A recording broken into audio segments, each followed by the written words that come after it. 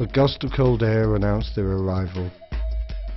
It was harvest season, and the ganja was coming down off the mountain slopes in baskets.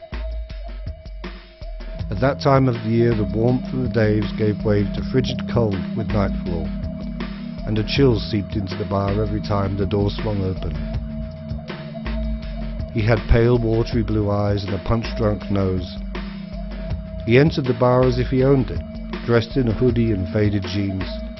She glided in behind him with a faraway gaze. I'd been in town for perhaps a year, glad to still be in China and yet far from the China that once granted me a living. Far from the drab grey skies, photochemical haze, traffic-clogged boulevards, and all the other touchstones of modern life that most Chinese call progress. I'd left all that behind and come to Shuangshan, the place I'd nurtured and coveted in my memories for many years. Shuangshan was rarefied air and brilliant blue skies, an enclave of crumbling courtyard houses encircled by 4 ancient walls. It was snow-capped peaks, white cotton bedding, and the best sleep of my life.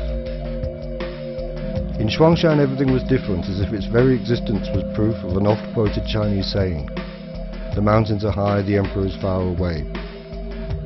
It gave me hope for the rest of China. There was an air of possibility that made it possible to believe that something might happen. Something might prevail of the fake modernity and push and shove politics that had so often made me want to take the next flight out of Shanghai or Beijing.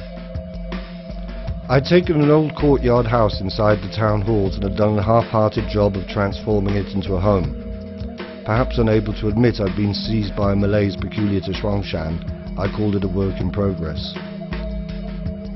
I'd arrived with a crate of books I'd been planning to read for years. Most of them were still in the crate.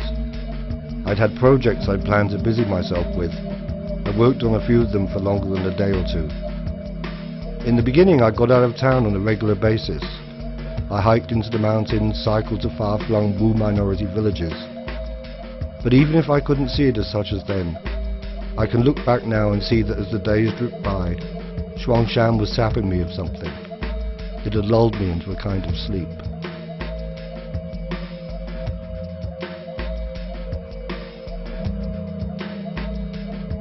It was midwinter, but the sun was hot and it sparkled in the waters of the paddy fields on either side of the road. The peaks of the mountains were frosted with snow, and tendrils of frozen rivulets stretched tentatively down their grey flanks. The lower reaches of the mountains above the cultivated flatlands of the valley were forested and looked dusty green in the distance. The lake was around 2 miles distant, and beyond the paddy fields there were Wu villages strung together by cobblestone roads. It edged closer as we approached the narrow northern end of the valley, so that after an hour and a half, when we stopped to buy water at a row of nondescript shop fronts, all but one of them shuttered, the road was 6 or 7 feet from the edge of the lake, and from the right angle it stretched away as if into infinity like a sea. Look at that. If people first discovered this valley from the pass up ahead, they must have thought they'd come across an inland sea. Do you really think they would have come this way? No. It's a nice idea, but I think this place was settled long before Tibet, and that's where the first settlers would have had to come from if they'd arrived at this pass. The reading I've done suggests that the first inhabitants of the valley came up from Burma and Laos. But I still like the idea of some kind of wandering tribe coming down from the dusty plateau of Tibet, mounting the summit of the northern pass and being confronted with this. I mean, it's fucking Shangri-La. You know, a verdant valley hidden in the mountains where everybody's happy and nobody grows old. Isn't that the Shangri-La in the book by, what's his name, Hilton?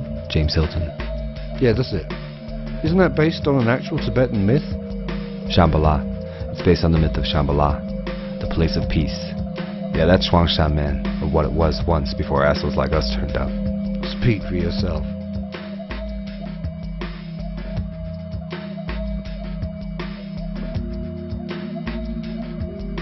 The beer and the joint and the slap of the waves and the quiet darkness that surrounded us made me feel suddenly effusive. I'm glad you came along on this trip. You're the only one among the whole lot of them that has any poetry in you. Yeah, like that's gonna get me anywhere in life. So, you were here in 1991 and you promised yourself you'd come back. You know, I was writing guidebooks back then. Did it for quite a long time. Oh, Rough Planet. you asshole. You were one of them? We all knew you had some kind of dark secret. Yeah, I'm sure you did. I'm full of dark secrets. But Rough Planet, there's no point apologizing for it. Almost any of those fuckers who bitch about guidebook writers would jump at the chance for a job if they could get one. It was fun while I did it, and when it stopped being fun, I quit. Thing is, and I'm not saying this makes it any better, I didn't write about Shuangshan. I kept it to myself. And that's when I promised myself I'd come back one day. Yeah, and it got written about anyway. The guy came in after me. I don't think he had any choice. Shuangshan had been discovered by then. If he didn't write it up, some other guidebook writer would have, and then everybody would have been bitching about Rough Planet losing its edge. I mean, it was different back then, before the internet. Travellers took the guidebooks really seriously. Do you think not writing about it made any difference? No, not now. I think I did at the time. I felt, and perhaps I was just being selfish, it was the right thing to do. But now I don't think it made any difference at all. I don't think the books were as powerful as the people using them and the people writing them imagined they were at the time. But here's the thing. What amazed me when I came back a year ago, for the first time in, 16 years, is that it wasn't as fucked up as I imagined it was going to be. Really? You think it's not fucked up? I saw his point, but I wasn't ready to concede it yet. I didn't feel ready to let it go. No. Not if you're talking about anywhere that was on the trail. I mean, you know, right? Bali, the southern islands of Thailand, Koh Phangan, that whole full moon party circus, Khao San fucking Road, in India, Manali, overrun by pissed up war zone traumatized Israeli techno heads. Goa. I mean, the list's endless, right? It's not that I'm nostalgic or even angry about it, I'm just surprised that Shuangshan got off so lightly that it hasn't been more invaded. How much longer do you think we have? Who knows? The internet, mobile phones, wiki travel. It's producing books in printable formats. Guidebooks updated live by travellers. So we're sitting here in Longdong, we do a wiki travel entry. No guidebook writer's ever been here. They're not paid enough. They don't have time to do any exploring. They're just trying to catch up with what the other travellers are doing. It was never the way a lot of travellers imagined that guidebooks were ruining places. At least not in the sense that guidebooks were looking for new places to ruin. The guidebook writers just made it easy for the people who wanted to know where all the other travellers were. Sorry, man. I'm ranting, venting, whatever. No, that's basically it. All the information live as it's happening on the internet. No more secrets. A fucking North Face outlet on every street corner in every corner of the planet, and then the great hack happens. Some 7-year-old kid in the Punjab makes Y2K really happen.